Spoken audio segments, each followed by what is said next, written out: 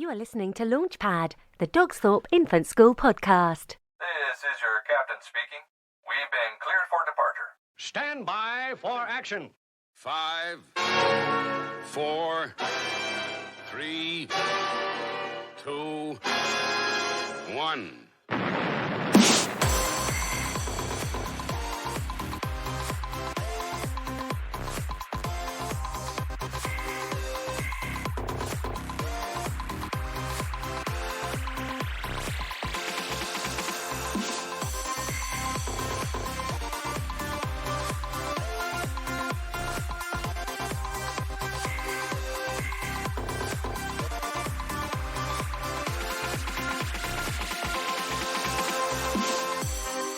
Stand by for action. As always, we have great guests on the show, and we've got a great guest for you now. It's great to have on the show Paul, who's got a great resource, which we'll talk about in a minute. Welcome to the show, Paul. Hi, yeah, thanks for having me. Tell us a little bit about yourself. I was a primary school teacher for just over about 10 years. I was full-time, and then I slowly went down to part-time. So I was teaching for about 12 years before I left school completely. And my role now, interestingly, I know we're talking about reading today, but my role actually is I'm a computing specialist. So I go around schools and support them with their computing curriculum. And my week is rather quite eclectic. I work for many different organizations, some independent, some through the DFE. So I work for, some people might know the NCCE, or some people might know it better as Teach Computing. That's what our website is called. I also do a lot of work for STEM Learning. And then here in Shropshire, I work for an independent company called Amazing ICT. And like I say, we support schools in developing their computing provisions. We go in and do workshops with the children, upskill the staff, and just try and bring a little bit of enjoyment to computing for everyone. I mean, it's normally, the children normally love computing. It's just trying to get the teachers to be as loving it as much as the children do, and making sure they can support them within the lessons as well. Whilst I was at school, though, I was also the English lead when I was there, and I've always had a passion for reading and for books, hence why I eventually started up the Reading Corner. Now, you did mention before we started recording this show that your daughter loves reading. Is that partly why you want to help teachers right now with teaching resources? Yeah, definitely. I mean, reading, as teachers will all know, reading is such an important subject because, as we know, if children can't read, then they can't access other areas of the curriculum. So it's important that they are reading. But I think finding a love for reading shouldn't be seen as a chore. It should be something that they enjoy, and it will open new doors for them in terms of their creativity and imagination. If you think about computing, for one, it is all about being creative. And the more they read, the more their imagination expands, and that will help them with their creativity, just in computing, as an example, but it will certainly filter through and transcend into other subjects as well. So it's trying to make sure that, you know, reading is a love and a passion. And yeah, one of our reading characters on the website is named after my daughter, as a little nod to her as well, as a reader as well. So she's got a little bit of claim to fame as well. And what year group is she in? So she's in year 6. In regard to this new resource, it's called the Reading Corner. Could you tell us a little bit about it and what it offers? Coming up with the name was probably the hardest thing, as you can always imagine with these things. But when we thought about what the Reading Corner means to us, I mean, in primary schools, I suppose it's like having that area where children go and read. So we thought, well, that's the area where you do go and read and you have books. So that was why we came up with the name, the Reading Corner. But the website is there to offer resources for teachers and parents too, if they wanted to look at these resources as well. And the resources are there to improve their comprehension, to improve their understanding. So a lot of the resources are comprehension questions and answers as well to help you out. But also we've got a lot of reading planning on there, and also in the pipeline to help us to teach children as well how to harness these reading skills as well, because we talk a lot about children wanting to evaluate and infer and summarize, but how do we do that? And we need to teach children just like we do in other subjects, we model how to do that. We feel that we needed to model this a little bit more as well. So we have a lot of reading planning on there. And alongside all of that, we've got lots of resources for the classroom. So we've got lots of really relatable reading characters that we wanted to make sure were relatable. So they're very diverse reading characters, and they're human, because a lot of the characters that we would always see from other companies was they were either like colors or an object or an animal. And I was always like, well, what's that got to do with reading? So I thought, well, who reads? Children read. So it would be nice that we have actual characters, and all the characters are based on children that I've taught over the years. So that was quite a nice little nod to think about those and the different cultures and the different diverse children that I've taught over the years, and the ones that stick in my memory. You know, I just thought, oh, I'd love to turn that person into a character. And we've got characters for Key Stage 1 and Key Stage 2. So the children are young in Key Stage 1, and then they grow up with the children as they go into Key Stage 2. So the older children can feel like they're not using the younger ones as well. They've got the older kind of characters too. And then we've got some really nice posters for the wall to kind of remind children about how we do in FAIR and how we do summarize, and some top tips and some resources for the reading records for parents to help them as well. You know, I used to always think when I was English lead, we wanted the parents to read with them, but we were always trying to get them to ask the questions and ask the right questions to find out if not only can they decode, but can they comprehend? Can they talk about the story? Can they compare the character from maybe now to the start of the story? Can they summarize different characters or the story? And that was always difficult because the parents maybe haven't been trained in that area or can think about the right questions. So we were hoping that putting something in the reading records might be a little bit more helpful for the parents as well when they're reading with their children, to kind of cover all these different areas that will really help children to comprehend the story. And that, I think that comes down to more of the love of the story then, doesn't it? The love of the reading, because if you don't comprehend, then you're just decoding, and that's just very dull and boring, isn't it? So we need to make sure that they do understand and they fully understand, especially a lot of that allegory that is in there, isn't it, in stories where you have to infer, and a lot of it is inference, isn't it? And also your inference as well, and your own inference comes from the more you have life experiences and the more you read. And that's why it's important. Even though I'm a computer expert and I like the kids that getting on computers, they've got to be outside and they've got to be exploring and expanding their minds too.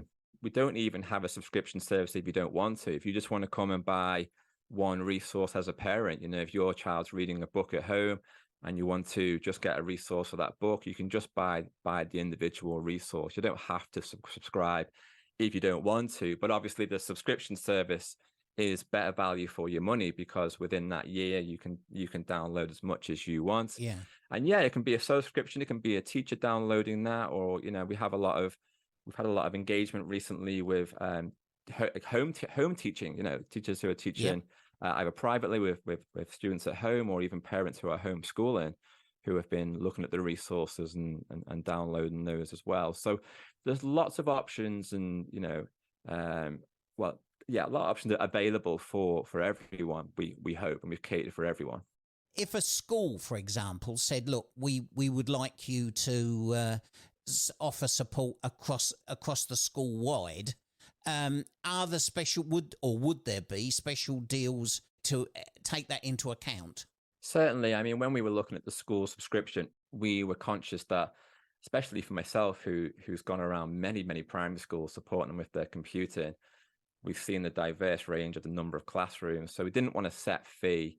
We wanted to make sure that it was a fee based on the number of classrooms that you have, to keep it fair to all schools. So if you've got 2 classrooms in your school, or you've got, you know, 8, 12 classrooms, year groups in your school, that was a good way of making it a fair promise as well. We also wanted to put more books back into schools as well. So if a school does subscribe, then what they would do is they would recommend just one book that they'd love to have in their school, and then we go out and buy that book, and then we put it into our little raffle box, and then as soon as the box is full, we just raffle it off to all the schools that have subscribed, and we send you a box of books just to try and get a few more books into your school and on your shelves. Because again, knowing when I go around to schools, I can't help but talk about reading and English. No. And they always talk about funding, and possibly they wish they could have more books in school, but books individually don't seem expensive. But by the time, and when I was English lead, I would go to certain bookstores to replenish our books, and they would soon add up, and I'd get back, and the office manager would go, "Paul, how much have you spent?" But we wanted to add new books and keep the library current, as well as having those classics in there. So yeah, as an added incentive for teachers and a kind of added bonus for schools, we wanted to offer, we call it our Books for Schools initiative, where we would just keep raffling the box off. As soon as it's full, we'll just keep raffling it off. So the more schools that subscribe, the more chance the box will be full. And then if you're subscribed within that year, then you would just be put into the raffle. And then we haven't got enough schools yet to raffle off our books. We hope, because like you say, we're very new. But then we'll do that online. We'll kind of do it online, and we'll record it and put it on our socials so people can see who's won. And then we'll send that off with a bit of merchandise as well for the staff too. And I think one of the things that has been really nice in working with a lot of teachers on this is the range of books. And what we're trying to do on the website is hit those classics, hit those kind of books that everyone knows and everyone uses in the classroom, but also showcase a few that maybe you haven't heard of. And that's why we've also got our Reading Cafe page on the Reading Corner. And what that is we're trying to invite authors who may not be as popular as David Walliams and those big names in the country to kind of come along and shout about their book.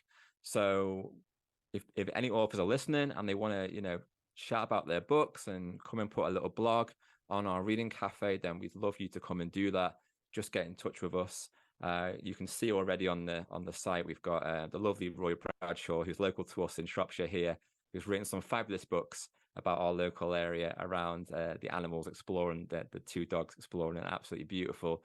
And when I go outside Shropshire, people haven't heard these books, possibly. So it's a way just to showcase these to people in different areas of the country. So there's that opportunity as well to kind of look at different texts that you haven't thought about.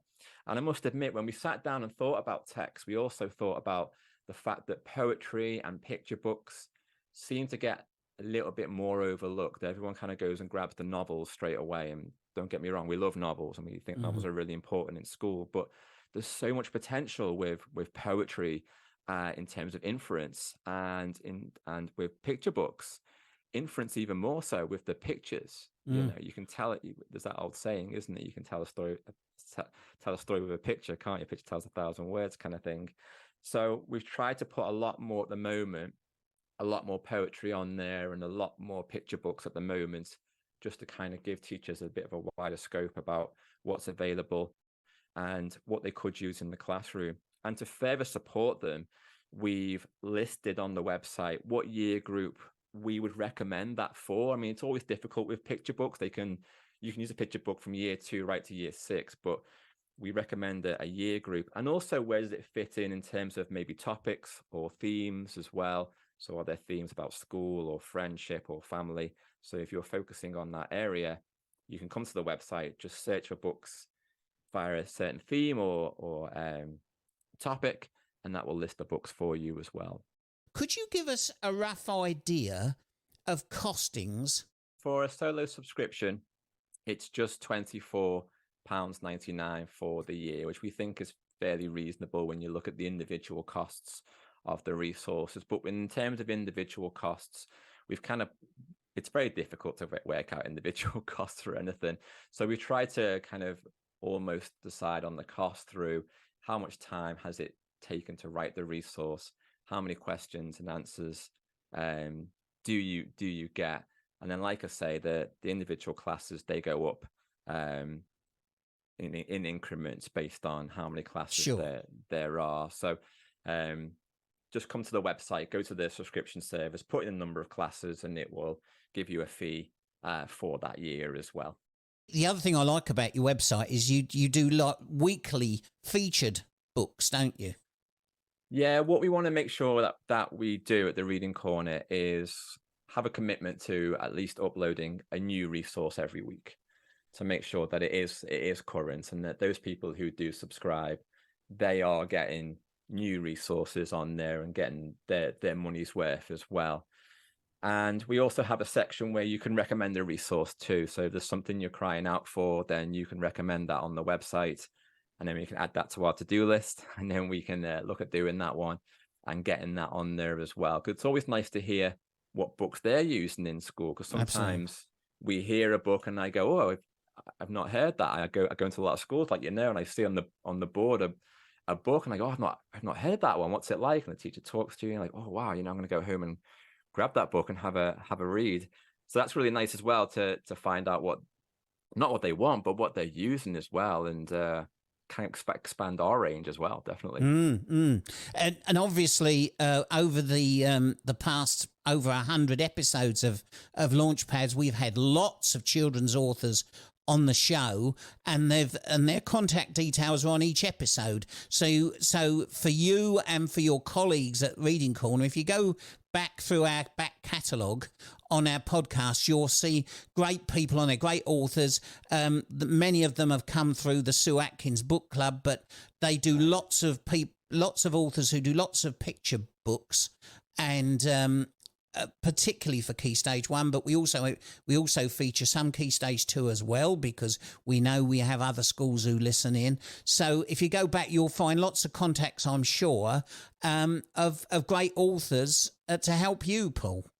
That'll be brilliant. And yeah, a lot of local libraries here are doing the same, putting us in touch with local authors as well, because more the merrier. We'd love to come and chat about your book, and why it'd be great to use in the classroom, and in what way. And the nice thing is, so far, the authors that we've been in touch with, they've donated a book as well for the box, which is just absolutely beautiful, and it shows they really care about getting the books into the we've benefited a great deal through our Book Nook, which is our library.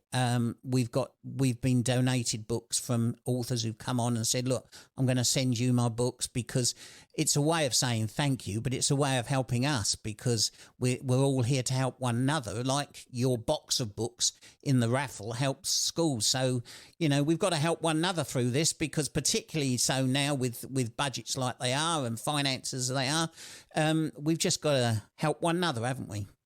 Yeah, that's it. And a lot of authors write such good books, but don't have the publicity, because they're not as well known as others who are a bit more famous, and have that publicity through other avenues.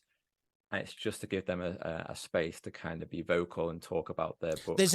There's an awful large number of authors who've produced their own books. They can't get a publisher, so they've published. They've paid money up front. I've actually interviewed a lot of authors who the books have stacked behind them, and they said, I've got them all ready to go out. So any publicity of helping them, and if Reading Corner can do that, I'm sure they'll appreciate that as much as you'll appreciate their resources. Always. And now, if people want to get in touch with you, where's the best place to come? The website, I guess. Yeah, you can go to the website, and if you hit right at the top of the bar, you'll see where it's got our Reading Cafe and our Books for Schools initiative. And then if you kind of move on over to the right, you'll see there's a contact page there where you can click on and put your query in, or our email address is on there as well. So do shout out to us if you need anything or want any more information. So that's readingcorner.co.uk. That's it, isn't it? That's correct. Yeah. And we're all on socials as well. So if you want to follow us we're on Twitter, Facebook, Instagram. Our hashtag is our @ is @Reading Corner UK. So if you want to have a look, and that's a great way where we can normally just quickly kind of showcase what's new on the website, like what new resources are on there, what's been updated, what authors have put a blog onto the Reading Cafe, or sometimes some of our writers write blogs about, the importance of using poetry in the classroom and picture books in the classroom, and they've done a bit of research around it and stuff. So that's quite interesting to read as teachers as well. Okay, well, as always, listeners, go into the text of this podcast. You'll see all the links there. You're just one click away from the Reading Corner. Here's something that will be a great help to you, I'm sure. Paul, thank you for your time today. Captain Dave and Eddie will be back again soon for another learning journey on the Dogsthorpe Infant School Launchpad.